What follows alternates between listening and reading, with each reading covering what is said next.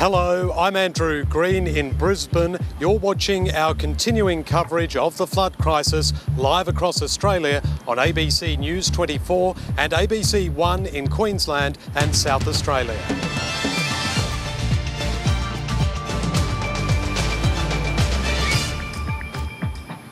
Tonight, Queensland's fighting spirit emerges from the floodwaters. We're the people that they breed tough north of the border. We're the ones that they knock down and we get up again. The death toll reaches 15 as the nation confronts a clean-up task of post-war proportions.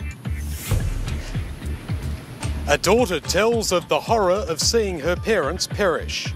They were gone, the kitchen was gone, everything in here was gone.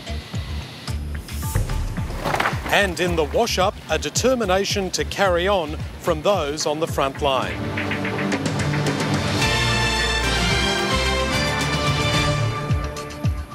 The damage in Queensland is as spectacular as it is widespread. Let's take a look at the situation as it stands now. The death toll currently sits at 15 and there are still 61 people missing. In the city, the river peaked this morning at 4.46 metres. That was below its projected level and a metre below the devastating 1974 flood peak. Still, more than 25,000 residential and commercial properties there have been affected by significant flooding, and more than 115,000 homes in Brisbane and the city of Ipswich are without power. Many won't be connected for days. Roads into Rockhampton could remain cut into this weekend, and Goondiwindi residents are preparing tonight for what could be their biggest flood. Donations and offers of support are pouring in from around the world, including a private donation from the Queen. And Brisbane has endured its second worst day of flooding on record. And with this report, Matt Wordsworth. As the Brisbane River heaved its watery bulk towards the coast, a city held its breath. 4 a.m. was the time it would do its worst. Virtually as we're standing here, you can see the water sort of moving up. Frantic sandbagging was underway in New Farm near the city centre. Thousands of homes and businesses have already gone under, but complete strangers joined in, determined to save this cafe. This water's just there. It's just there. It's come up through the car park. There's a car in the car park out there. Thousands of cubic metres of water passed under bridges, over roads and through homes. The Army took no chances to spread the word. Right, Army, anyone home? In Riverside, Yeronga, 8 kilometres south of the CBD, many had already fled, even leaving doors open. Some had seen it before. In the 74 flood, it came up to the bottom of this step here. Okay. One homeowner used his dog to guard his precious means of transport. The police came around this afternoon and said there were looters, that's why. Sure. That's why we stayed. It seems each person reacted to the flood in their own way. Cheers, here's to the flood. Yeah. We'll get through it some way. Yeah. One man retreated to a quiet street with his guitar.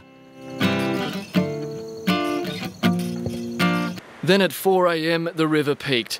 Officially, it hit 4.6 metres, 90 centimetres short of the 1974 level. But the power was enough to rip away a 300-metre section of Brisbane's Riverwalk and send it hurtling downstream. The river's height may not be unprecedented, but the damage bill almost certainly is. Matt Wordsworth, ABC News, Brisbane.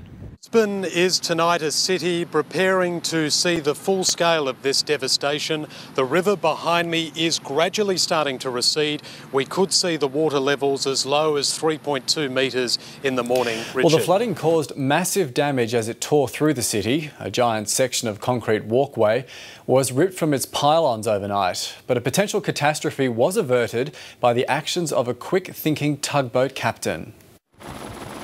Daylight revealed dramatic scenes of Brisbane's CBD underwater. The river was suddenly lapping the foundations of the city's office towers.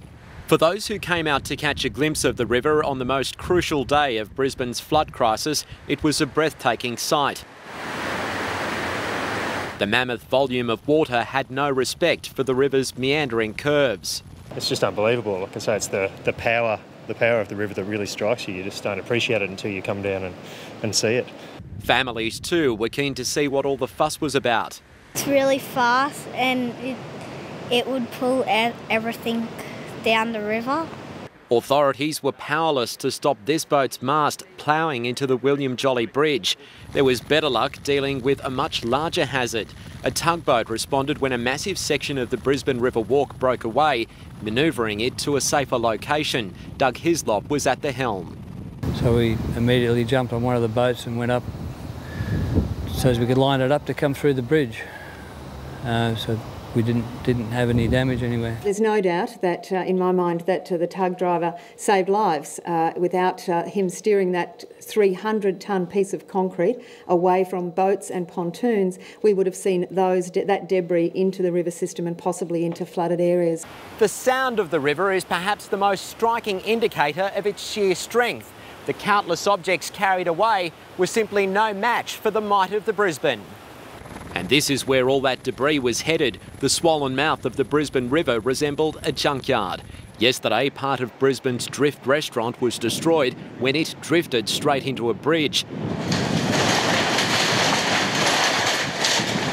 Some people appeared to ignore warnings about the obvious hazards. Local residents say there has been a shift in mood. Everyone's a lot calmer and it seems to have brought the community together. They might be spectacular scenes, but the people of Brisbane hope they aren't repeated for a long time to come. Carl Herr, ABC News, Brisbane.